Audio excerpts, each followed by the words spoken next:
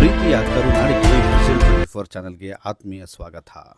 ವೀಕ್ಷಕರೇ, ಇಂದು ದೇಶಾದ್ಯಂತ ಕೇಳಿ ಬರುತ್ತಿರುವ ಸಾಮಾನ್ಯ ಸುದ್ದಿ ಅಂದರೆ ಅದುವೇ ಲುಕೌಟ್ ನೋಟಿಸ್, ಹಾಗೆಯೇ ಬ್ಲೂ ಕಾರ್ನರ್ ನೋಟಿಸ್ ಮತ್ತು ರೆಡ್ ಕಾರ್ನರ್ ನೋಟಿಸ್. ಹಾಗಾದರೆ ಈ blue corner notice, red corner notice ಹಾಗೆ ಲುಕೌಟ್ ನೋಟಿಸ್ ಅಂದರೆ ಇವುಗಳಿಗೆ ಕುತೂಹಲ ಇದ್ದೇ ಇರುತ್ತೆ.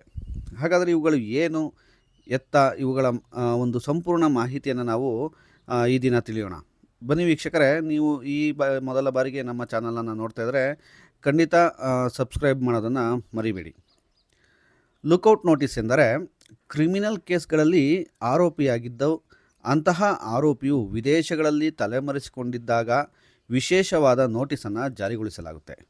ಅದುವೇ ಲುಕೌಟ್ ನೋಟಿಸ್ ಆಗಿದೆ. ಇದನ್ನು ವಿದೇಶಾಂಗ ಇಲಾಖೆಯ ಅಡಿಯಲ್ಲಿ ಬರುವಂತಹ ಬ್ಯೂರೋ ಆಫ್ ಇಮಿಗ್ರೇಷನ್ ಜಾರಿ ಮಾಡುತ್ತದೆ. ರಾಜ್ಯ ಸರ್ಕಾರದ ಅಧೀನ ಕಾರ್ಯದರ್ಶಿ ಮತ್ತು ಅದಕ್ಕಿಂತ ಮೇಲ್ಪಟ್ಟ ಅಧಿಕಾರಿಗಳು ಮನವಿಯನ್ನು ಸಲ್ಲಿಸಿದಾಗ ಈ ನೋಟಿಸ್ ಜಾರಿಯಾಗುತ್ತದೆ.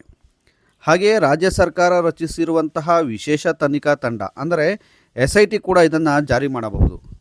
ಇದು ವಿದೇಶಕ್ಕೆ ಹೋಗುವ ವಿಮಾನ ನಿಲ್ದಾಣ, ಬಂದರು, ಅಂತಾರಾಷ್ಟ್ರೀಯ ಹೆದ್ದಾರಿ, ಚೆಕ್ ಪಾಯಿಂಟ್ಗಳನ್ನು ತಲುಪುತ್ತದೆ.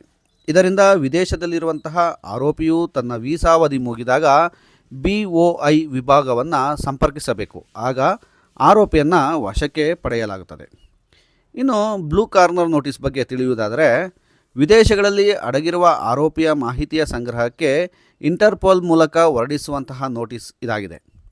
ಇಂಟರ್ಪೋಲ್ ತನ್ನ ಸದಸ್ಯ ರಾಷ್ಟ್ರಗಳಲ್ಲಿ ಆರೋಪಿಯು ಇರುವಂತಹ ಗುರುತು, ಸ್ಥಳ, ಅನುಮಾನಾಸ್ಪದ ಚಟುವಟಿಕೆಗಳ ಕುರಿತು ಮಾಹಿತಿಯನ್ನು ಸಂಗ್ರಹಿಸುವುದೇ ಬ್ಲೂ ಕಾರ್ನರ್ ನೋಟಿಸ್ ಆಗಿದೆ. ಹಾಗೆಯೇ ರೆಡ್ ಕಾರ್ನರ್ ನೋಟಿಸ್ ಬಗ್ಗೆ ತಿಳಿಯುವುದಾದರೆ, ಹಸ್ತಾಂತರ ಮಾಡುವುದು ಅಥವಾ ಶರಣಾಗತಿಯಾಗುವ ಆರೋಪಿಯು ಪತ್ತೆ ಹಚ್ಚಲು ಅಥವಾ ಆತನನ್ನು ಬಂಧಿಸಲು ವಿಶ್ವಾದ್ಯಂತ ಕಾನೂನು ಜಾರಿಗೊಳಿಸಲು ಮಾಡುವಂತಹ ಒಂದು ವಿನಂತಿಯಾಗಿದೆ. ಇದಕ್ಕೆ ಆಯಾ ದೇಶದ ಕಾನೂನಿನ ವ್ಯಾಪ್ತಿಯಲ್ಲಿ ಆರೋಪಿಯನ್ನು ಬಂಧಿಸಬೇಕೇ ಬೇಡವೇ ಎಂಬುದನ್ನು ತಿಳಿಸುತ್ತದೆ. ಇಂತಹ ಸಂದರ್ಭದಲ್ಲಿ ಆರೋಪಿಗೆ ನೀಡುವ ಅಂತಾರಾಷ್ಟ್ರೀಯ ಎಚ್ಚರಿಕೆ ಇದಾಗಿರುತ್ತದೆ. ಹಾಗೆಯೇ ವಿದೇಶಗಳಿಗೆ ಆರೋಪಿಯ ರಾಷ್ಟ್ರೀಯತೆ, ಹುಟ್ಟಿದ ದಿನಾಂಕ, ಹೆಸರು, ಕೂದಲು ಮತ್ತು ಕಣ್ಣಿನ ಬಣ್ಣ, ಫೋಟೋ ಹಾಗೆ ಬೆರಳಚ್ಚು ಏನಾದರೂ ಲಭ್ಯವಿದ್ದರೆ ಅದನ್ನು ಒದಗಿಸಲಾಗುತ್ತದೆ.